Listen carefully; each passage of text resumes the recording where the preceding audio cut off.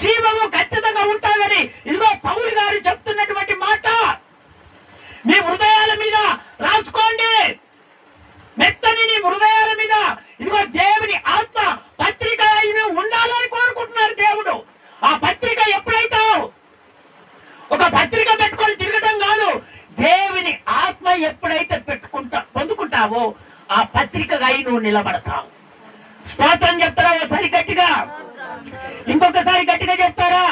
అందుకనే దేవుని బిడ్డలారా, ఇదిగో ఒక పత్రికనై నేను ఉన్నాను, అందుకనే మీరు కూడా దేవుని ఆత్మ పొందుకొని ఆ పత్రికగా మీరు నిలబడాలని నా దేవుడు ఖచ్చితంగా సూటిగా తేటగా మీతో మాట్లాడుతున్నాడు. నేను ఏ విధంగా అయితే ఆత్మ పొందుకున్నానో మీరు కూడా అదే ఆత్మను పొందుకున్నప్పుడే జీవము కలిగిన దేవుడు మీ ఒంట్లో ఉంటాడు, మీ ఇంట్లో ఉంటాడు, మీరు వెళ్ళినప్పుడు ఉంటాడు, మీరు ఎక్కడ ఉన్నా ఉంటారు. అందుకనే మీ హృదయములో దేవుని ఆత్మ ఒక పత్రికగా నిలబడాలని దేవుడు కోరుకుంటున్నాడు. స్తోత్రం చెప్తారా ఒకసారి గట్టిగా? ఆత్మ ఎప్పుడు పొందుకుంటావు నువ్వు? మొట్టమొదట దేవుని సన్నిధికి వచ్చినప్పుడు దేవుని సన్నిధిలో మాట్లాడకుండా ఏవి పలకకుండా దేవుని సన్నిధికి వచ్చి దేవుని అడగాలి. ఏమని? ప్రభా, నేను నీ ఆత్మ చేత నింపబడాలి ప్రభా, ఈరోజు బలమైన అభిషేకాన్ని పొందుకోవాలి ప్రభా, అయ్యా నువ్వు నా మీదికి దిగి రావాలి ప్రభా, నా కార్యం జరిపించాలి ప్రభా అని మొట్టమొదట దేవుని సన్నిధికి బైబిల్ తీసుకొని వచ్చినప్పుడు నీవు మొట్టమొదటిగా ప్రార్థన చేసుకొని దేవుని కొరకు వైరాగం కలిగి నువ్వు జీవించాలి. ఈ పద్ధతులు లేవు, అందుకని నువ్వు ఆత్మ పొందుకోవట్లేదు, బలమైన ఆత్మకు రావట్లేదంటే కారణం ఏందో తెలుసా? ఇదే. ఇప్పటికి నేను రాగానే మొట్టమొదటి ఏం చేస్తాను? ప్రార్థన చేస్తాను. ప్రార్థన చేసినప్పుడే మీతో నేను మాట్లాడతాను. ఎందుకో? ప్రభా నాతో మాట్లాడు, నీ బలమైన అభిషేకం నా మీదకి దిగి రావాలి, నీ బిడ్డలతో నేను మాట్లాడాలి, గ్రామ ప్రజలతో నేను మాట్లాడాలి. అయ్యా మీరు మాట్లాడితేనే నేను మాట్లాడగలుగుతా, నా స్వశక్తి కాదు, నా బలము కాదు, మీరు ఉంటేనే ప్రభా పరిశుద్ధాత్మడా మీరు ఉంటేనే నేను మాట్లాడగలుగుతానని నేను దేవుని సన్నిధికి వచ్చి ప్రార్థన చేసుకొని మీకు నేను మాట్లాడడం బోధించడం మొదలు పెడతాను. స్తోత్రం చెప్తారా ఒకసారి గట్టిగా? అందుకనే దేవుని బిడ్డలారా, ఎప్పుడైనా సరే క్రమములోనూ జీవిస్తున్నటువంటి దేవుని బిడ్డలారా, ఎప్పుడైనా సరే ఆత్మ కొరకు ప్రయాసపడాలి, ఆత్మను పొందుకోవాలి. ఈ చివరి దినాలలో ఆత్మ లేకపోతే నువ్వు సాతానుని జయించలేవు, విరోధిని జయించలేవు, మాంత్రికుని జయించలేవు, శత్రువుని జయించలేవు. పోరాటాలు చేస్తారు, ఆ పోరాటాలలో నువ్వు నిలబడాలంటే దేవుని ఆత్మ కావాలి. ఆత్మ నీలో ఉన్నప్పుడే ఆత్మ నువ్వు ఏ విధంగా నడుచుకోవాలనో ఆత్మ నిన్ను బయలుపరుస్తాడు, ఆత్మ నిన్ను స్థిరపరుస్తుంది, ఆత్మ నిన్ను లేపుతాడే.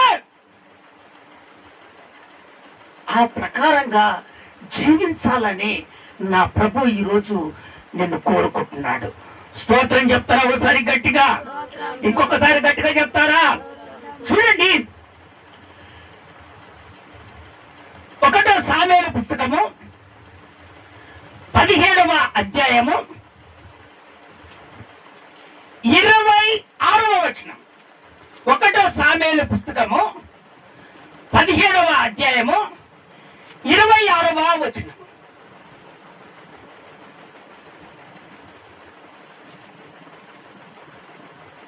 దావీదు వినండి, దావీదు జీవము గల దేవుని, జీవము కలిగిన దేవుని సైన్యములను తిరస్కరించుటకు ఈ సున్నతి లేని ఫిలిష్తీయుడు ఎంతటి వాడు వాని చంపి ఇశ్రాయేలుల నుండి ఈ నింద తొలగించిన వారికి బహుమతి ఏమని తన యొద్ద నిలిచిన వారిని అడగగా. కూర్చో. ఈయన ఎవరు? గొర్రెల కాసట ఈయన. కానీ అక్కడ ఉన్నటువంటి శూరులు ఉన్నారు, బలం కలిగినటువంటి వాళ్ళు ఉన్నారు. దేవుని బిడ్డల మీదకి శత్రువులు ప్రయోగాలు చేస్తున్నారు, అటు తొడగొడుతున్నాడు.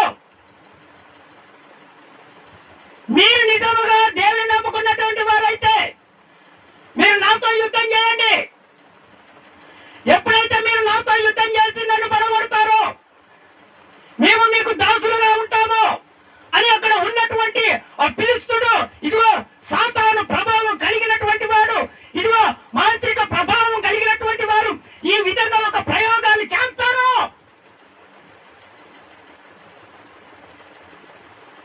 నీ చేతనైతే రా, చూసుకుందాం.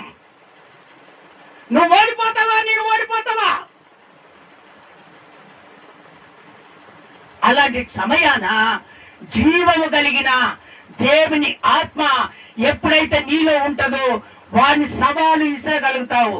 స్తోత్రం చెప్తారా ఒకసారి గట్టిగా? ఇంకొకసారి గట్టిగా చెప్తారా?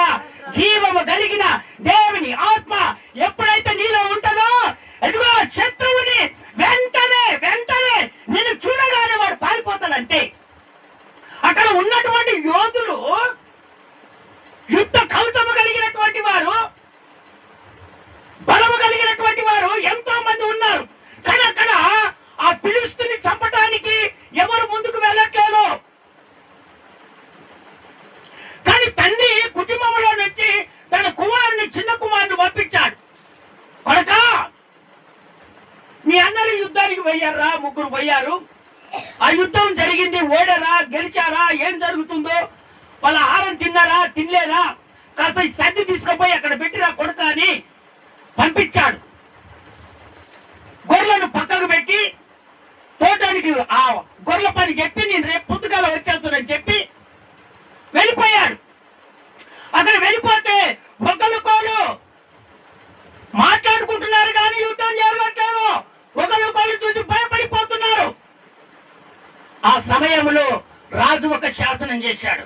ఇదిగో, ఎవరైతే ఈ ఫిలిష్తీయుని చంపుతారో, ఐశ్వర్యవంతులుగా చేస్తాను, నా బిడ్డను పెండ్లిచ్చి సంతోషపరుస్తాను, ఆ కుటుంబాన్ని ఎప్పటికీ నేను వదిలిపెట్టకుండా ఎప్పుడు ఆ కుటుంబాన్ని నేను చూసుకుంటాను, సమాధానంతో ఆ కుటుంబాన్ని ఎప్పటికీ నేను చూసుకుంటానని ఆ రాజు అక్కడ ఒక ప్రకటన చేశాడు.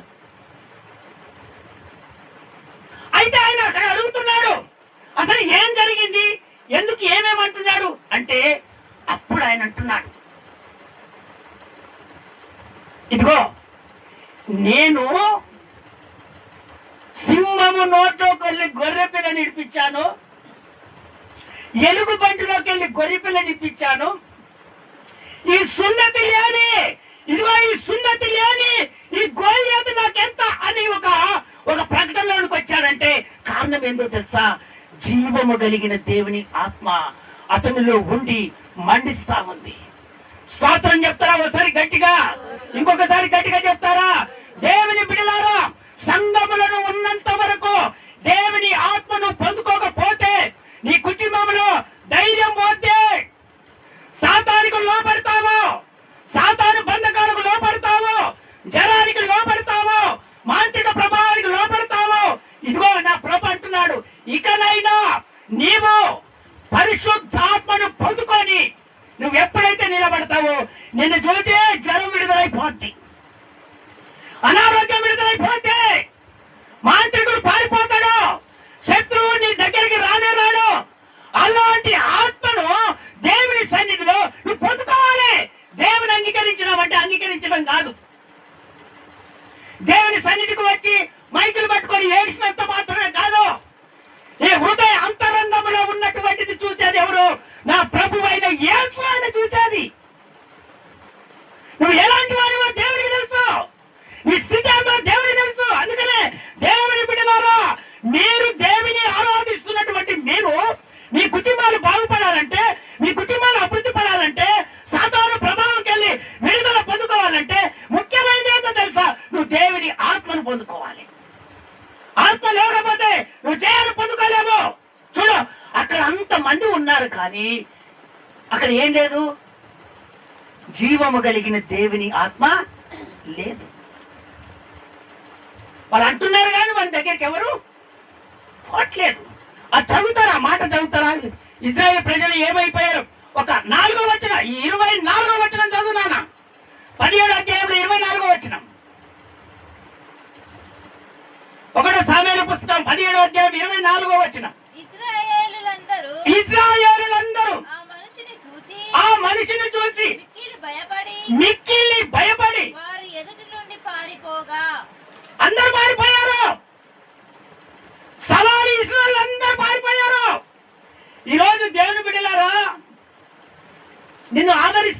ఎంతో మంది రావచ్చు. నీ కుటుంబాన్ని బాగు చేస్తానని ఎంతో మంది రావచ్చు. నీ కుటుంబం గురించి ప్రార్థన చేస్తానని ఎంతో మంది రావచ్చు. నిన్ను భ్రమ పెట్టచ్చు, నిన్ను పైకి లేపచ్చు, నిన్ను సంతోషకరమైనటువంటి మాటలు మాట్లాడచ్చు. ఆ సమయానికి అది జరగకపోతే నీకెంత బాధ అనిపిస్తుంది. అందుకనే నువ్వెక్కడ వెళ్తున్నావు, ఎక్కడికి వెళ్ళకుండా ఉంటున్నావు, ఇదొక నిర్ణయానికి నువ్వు రావాలి. ఎప్పుడైతే ఈ నిర్ణయం కలిగి నువ్వు జీవిస్తావో నీ కుటుంబము ఖచ్చితంగా అభివృద్ధి పరచబడుతుంది. స్తోత్రం చెప్తారా ఒకసారి గట్టిగా, ఇంకొకసారి గట్టిగా చెప్తారా? అందుకనే దేవుని బిడ్డలారా, ఎప్పుడైతే నీ ఆత్మ పొందుకుంటావో పరిశుద్ధాత్ముడు ప్రభువైన యేసు నీలో ఉంటుంది. నువ్వు నడిచినప్పుడల్లా నీకు శక్తి వచ్చేస్తుంది, బలం వచ్చేస్తుంది, ధైర్యం వచ్చేస్తుంది. ఎంతటి వాడినైనా నా దేవుని ఆత్మ చేత నేను బంధిస్తాననే ధైర్యము నీకు కలుగుతుంది. అందుకనే పొందుకున్న ఆత్మను పోగొట్టుకోకూడదు. ఆత్మ పొందనటువంటి వాళ్ళు దేవుని ఎట్టుట నేను ఆత్మ పొందుకోవాలని ఎప్పుడైతే తీర్మానం చేసుకుంటావో నా ప్రభు ఖచ్చితంగా పరిశుద్ధాత్మ నీ మీదికి దింపుతాడు.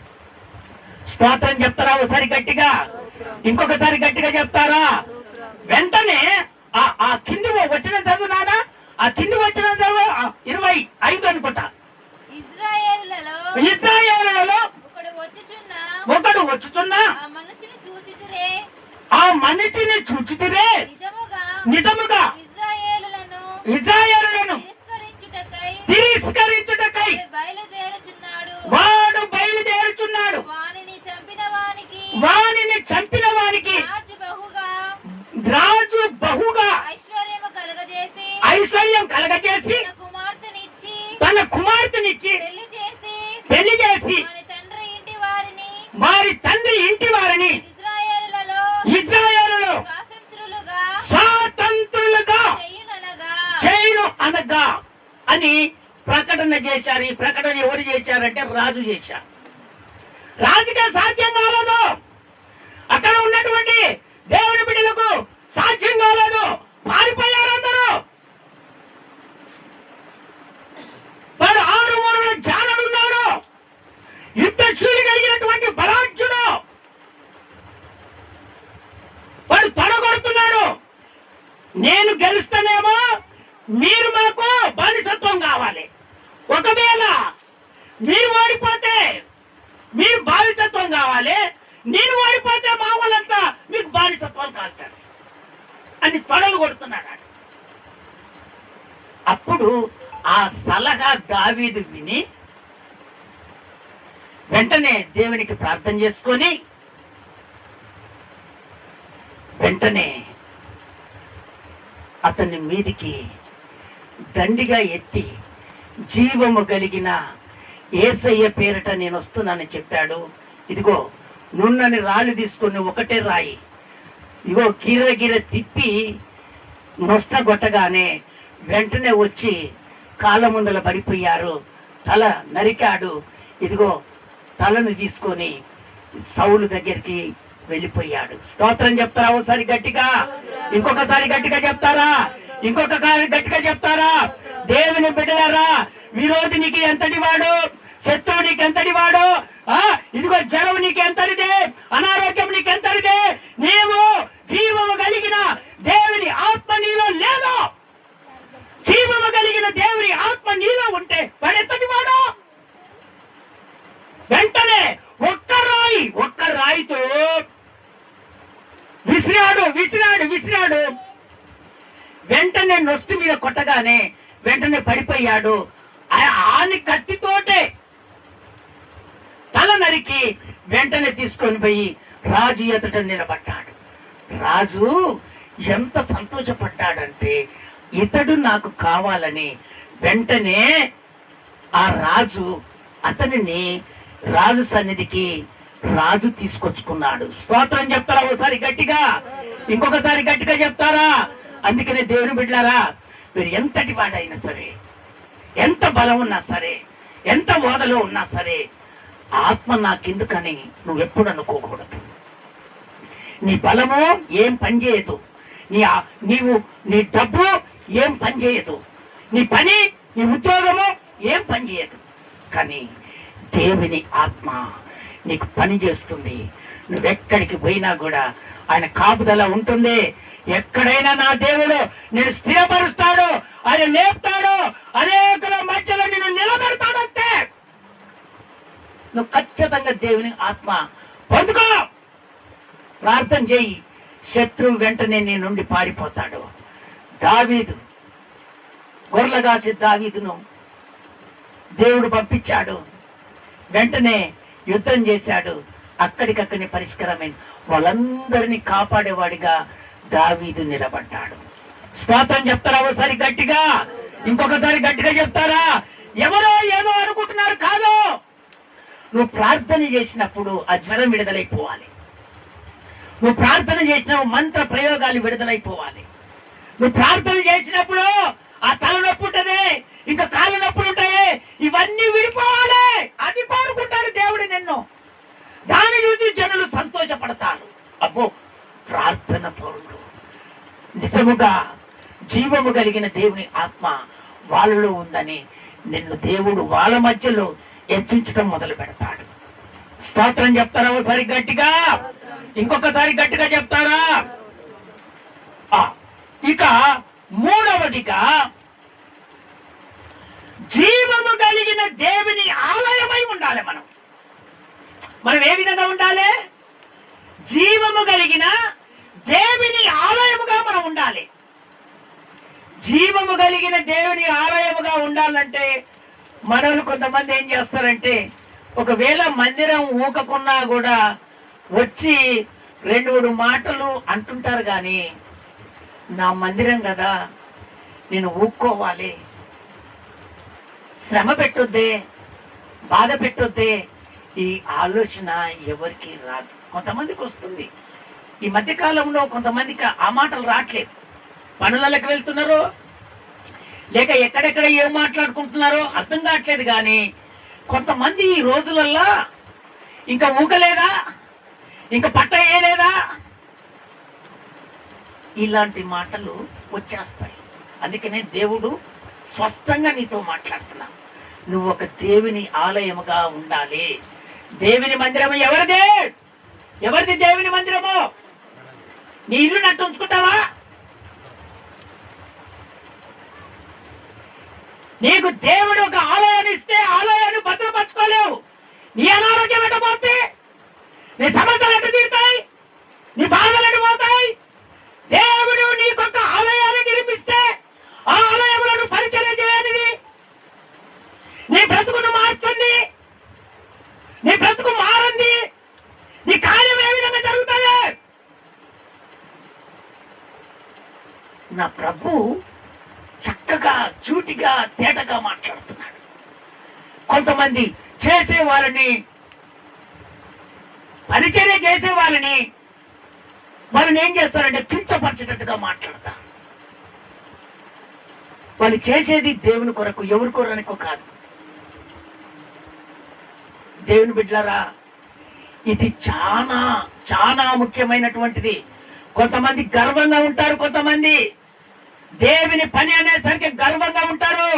అది ఖచ్చితంగా ఒక రోజు దేవుడు పనిష్మెంట్ ఇచ్చేస్తాడు. దేవుని మందిరము నీదే, దేవుడు నీకు ఇచ్చాడు. ఇచ్చిన మందిరాన్ని నువ్వు పరిశుద్ధపరచుకోవాలి, మందిరాన్ని కాపాడుకోవాలి. నీ జీవితాన్ని మార్చబడాలంటే, నువ్వు ఆశీర్వదించబడాలంటే, నువ్వు అభివృద్ధి పడాలంటే నీ ఆలయాన్ని నువ్వు బాగు చేసుకోవాలి.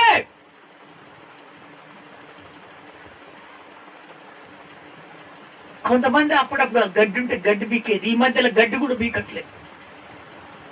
మారిపోతుందంట, మారిపోతుంది. దేవుని బిడ్డలారా, నా దేవుడు చక్కగా చూటిగా తేటగా మాట్లాడుతున్నాడు. జాగ్రత్త. నువ్వెంత ప్రయోజకురాలైనా, ఎంత డబ్బు ఉన్నా, ఎంత ఉద్యోగస్తులు అయినా, నువ్వెంతటి వాడివైనా సరే, దేవుని మందిరములో పరక పుల్ల తీసి పక్కకేసినా కూడా నువ్వు ఆశీర్వాదాన్ని పొందుకుంటావు. కానీ అది తీయకుండా అట్నే తొక్కుకుంటావు అంటే నీకు ఆశీర్వాదం ఎప్పటికీ రాదు. స్తోత్రం చెప్తారా ఒకసారి గట్టిగా? ఇంకొకసారి గట్టిగా చెప్తారా? అందుకనే ఎప్పుడైనా సరే ఇవన్నీ ఆలోచన చేస్తే నువ్వు ముందుకు వెళ్ళలేవు, దేవుని దగ్గర దీవెనలు పొందుకోలేము.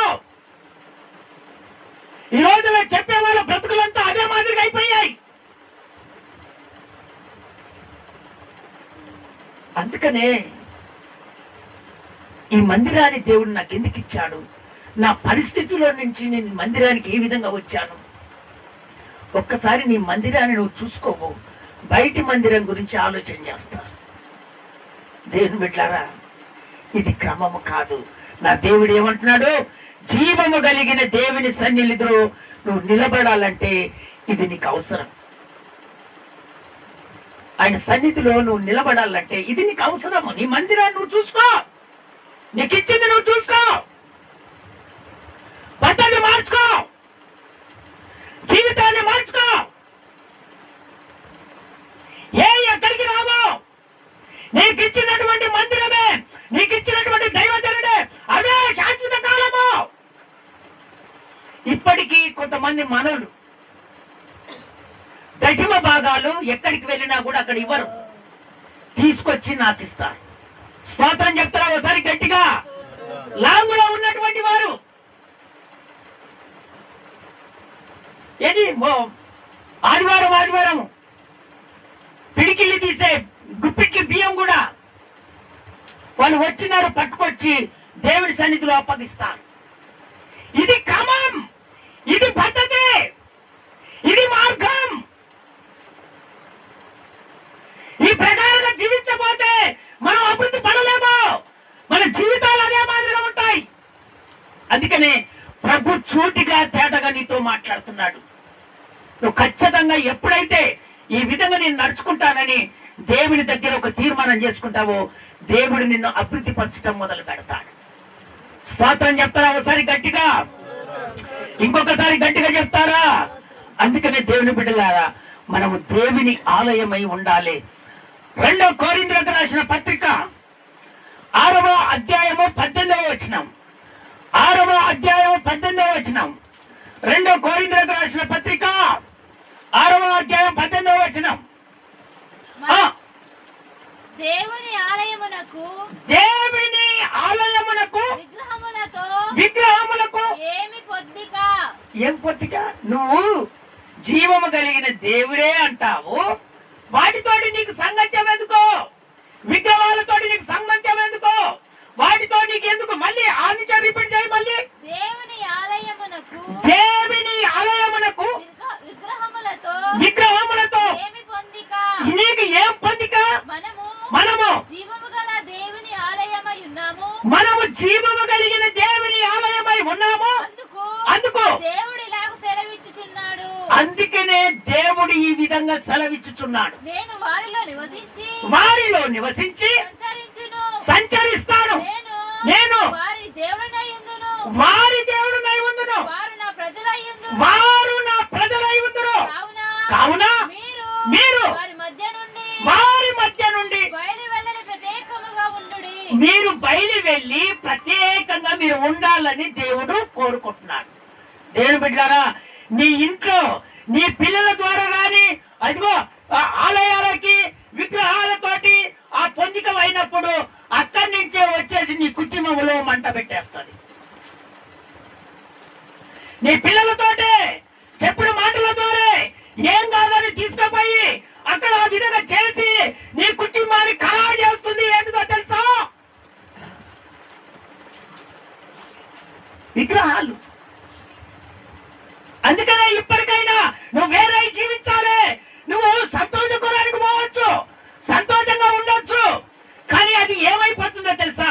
నీ కుటుంబానికి ఇబ్బందికరమైన తీసుకొని వస్తుంది, నీ కుటుంబాన్ని అప్రపాల మీదకి తీసుకొని వస్తుంది, నీ కుటుంబాలు శ్రమలోనికి తీసుకొస్తుంది, నీ కుటుంబాన్ని బాధలోనికి తీసుకొని వస్తుంది. అది ఇకనైనా నువ్వు మారాలి. వాటితో నాకు సంగత్యం లేదు, వాటితో మనకు పొత్తు లేదు. జీవము కలిగిన దేవుని ఆత్మతో నీకు సంబంధము. దేవుడు నీకు ఏది కావాలని నువ్వు ఆశపడుతున్నావు అది ఖచ్చితంగా నా దేవుడు చేస్తాడు. కానీ నీవు వాటికి వేరై జీవించాలి. ఎవరికి? విగ్రహాలకు. వాటితో సాంగత్యం పెట్టుకోకూడదు. నువ్వు జీవం కలిగిన దేవుని అంగీకరించి, మరణించి తిరిగి లేచిన దేవుని నువ్వు అంగీకరించి నువ్వు వాటితో పొత్తు పెట్టుకుంటావా? ఈరోజు కుటుంబంలో ఒక పిల్ల, ఒక తండ్రి మాట వినకపోతే ఇంట్లో కూడా రానియాడు, అడుగు పెట్టనియాడు. అడుగు పెట్టనేమో కాదు, ఇంకా కొట్టుడు. ఎన్ని బాధలు! మరి నా దేవుడు ఎంత బాధపడుతున్నాడో ఒక్కసారి ఆలోచన చేయండి. ఒక్కసారి ఆలోచన చేయండి. ఎవరో చెప్పినంత మాత్రాన ఆ ప్రకారంగా నువ్వు వెళ్ళొద్దు. నువ్వు వేరై ఇప్పుడు జీవించాలి. నువ్వు వేరై జీవిస్తే నీ కుటుంబం ఆశీర్వదించబడుతుంది, నీ అనారోగ్యం విడుదలైపోద్ది, నీ సమస్యలు తీరుతాయి, నీ అప్పుల బాధలు పోతాయి. నువ్వు అనుకున్న కార్యాన్ని నా దేవుడు ఖచ్చితంగా చేసును కాక అని ఖచ్చితంగా చేస్తారు. మాట ఇచ్చిన దేవుడు ఖచ్చితంగా మర్చిపోయటానికి అన్యాయస్తుడైన దేవుడు కాదు. ఆయన ఖచ్చితంగా నీకు ఖచ్చితంగా కార్యాన్ని ఖచ్చితంగా చేస్తాడు. ఒక్క మాట, 1 తిమోతిలకు రాసిన పత్రిక 13వ అధ్యాయము 15వ వచనములో సంఘము సత్యమునకు స్తంభముగా నిలబడాలని దేవుడు కోరుకుంటున్నాడు. సంఘము సత్యములో నిలబడాలి, ఒక స్తంభముగా నిలబడాలని దేవుడు కోరుకుంటున్నాడు. దేవుని సన్నిధిలో నిలబడుతున్నటువంటి నీవు సంఘములో ఒక స్తంభముగా నువ్వు నిలబడాలని నా దేవుడు కోరుకుంటున్నాడు.